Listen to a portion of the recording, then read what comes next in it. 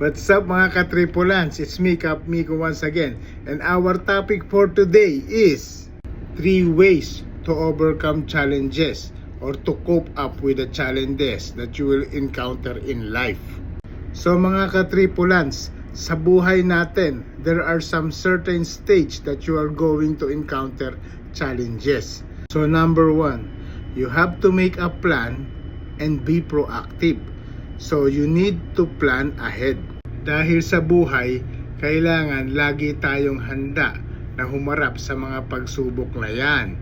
Whether it is overcoming personal fears or embracing a positive habits.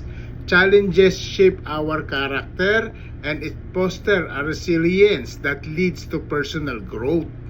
Number 2, do not hesitate to ask for help and accept support. You must know that you are not alone, and if there is a chance, you can also help others.